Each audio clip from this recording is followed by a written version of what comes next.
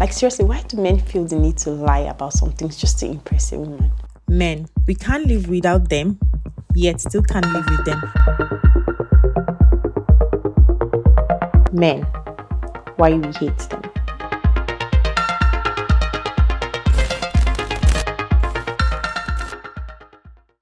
Specimen 3 is my best friend Sean.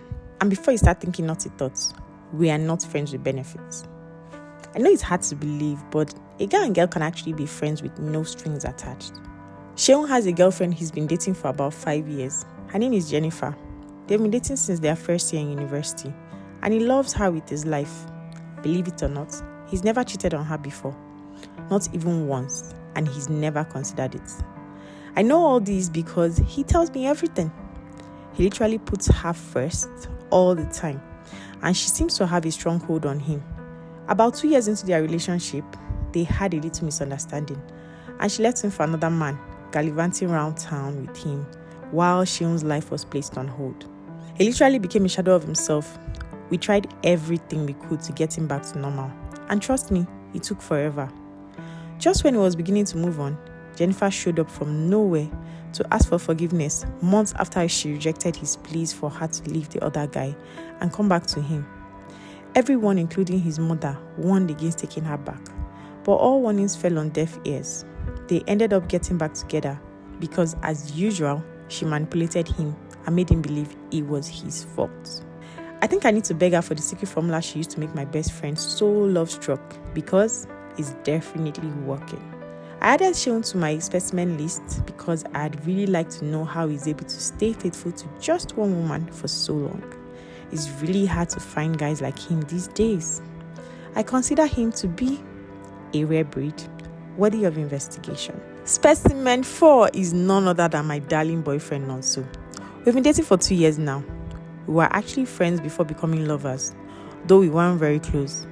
I didn't even want to date him at first because I was afraid our friendship might change if we did.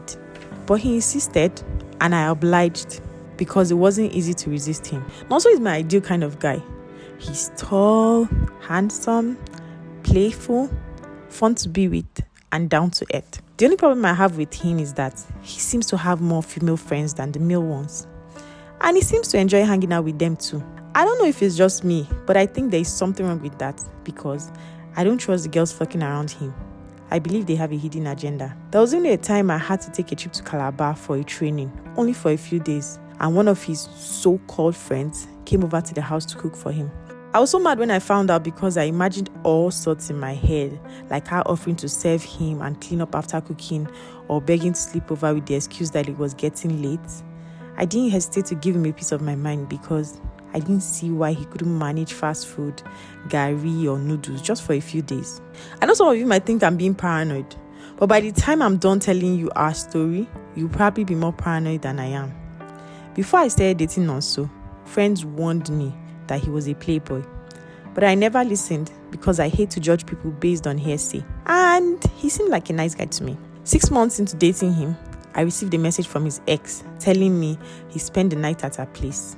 He did what? Did I just hear right?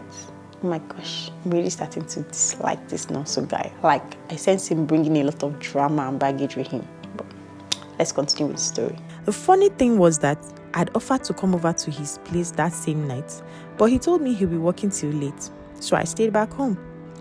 I confronted him when I saw him much later, and of course, didn't let him know about the message I received before questioning him.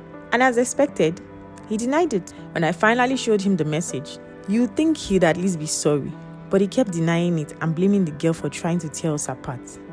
He started getting aggressive when I refused to listen to anything he had to say, but that didn't stop me from ignoring him. From that day, I became a watchdog. I started monitoring any of his movements that seemed suspicious to me. Sometimes I noticed that when I was with him, if he went to the bathroom without his phone, he'd quickly run back to get it. And he always slept with his phone under his pillow. Whenever I needed to use his phone, he would sit beside me and watch me while I used it, then take it back immediately I was done. I kept asking if he was hiding something, but he denied it. I know some people may think it's wrong to go through your partner's phone. They probably see it as an invasion of privacy, But with the way Nonso had been acting suspicious, I didn't care if his privacy was invaded. I needed to know if he was still seeing his ex. I kept monitoring his phone, waiting for the best time to strike. Finally, one day, he came to visit my place. I currently stay in the boys' quarters of my parents' house. I had them furnish it for me so I could be away from the main house and have my own privacy. That day, for some miraculous reason, he forgot his phone at my place. I didn't even notice until after I saw him off to the door and was clearing up. Trust me, when I saw the phone lying on the sofa, it was like I had just discovered gold. I locked the door, ran to the phone, and immediately started my ultimate search from his inbox to his call log and then photos and videos. By the time I was done, I began to wish he never forgot his phone. In his inbox, there were messages from at least 3 different girls, his ex and 2 others.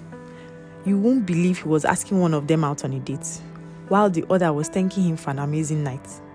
I found out that he and his ex exchanged messages and spoke to each other every day.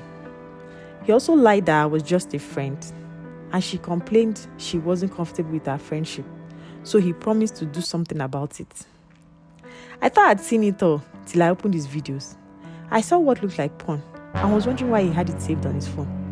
Out of curiosity, I played it, and what I saw seriously shocked me.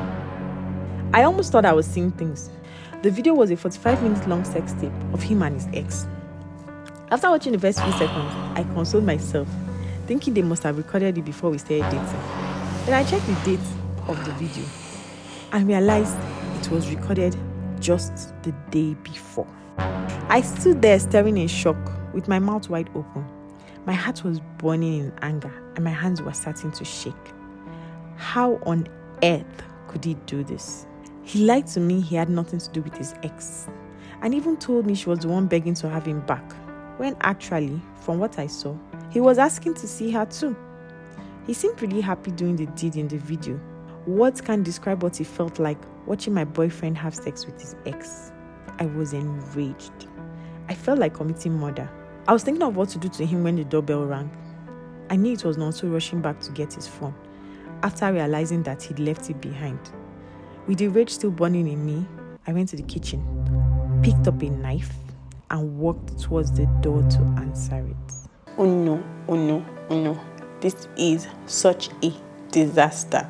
Like, don't tell me Sonia is actually planning to use that knife. Like, I just pray she doesn't do anything stupid, because really, already, I think Nonso is totally not worth it. Like, who does that? Like, this episode has got me all shades of mad. Guys, what do you think about this? What would you do if you were in Sonia's shoes? What would you do if you found that on your ex's phone? Like, seriously. Let's know in the comment section down below. See you in the next episode. If you're enjoying the story so far and you really don't want to have to wait till the next episode, then there's good news for you. The book is actually available in paperback and ebook format On Amazon and Seller. So you just need to go to Amazon and type in Men Why We Hate Them by Olufemi Idowu, and it will bring up the book, and you get to choose whether you want the ebook, paperback, or the audiobook. For users that don't have access to Amazon, you can download the ebook on seller.co. And you get to read these and many more exciting titles from yours truly. Men, Why We Hate Them.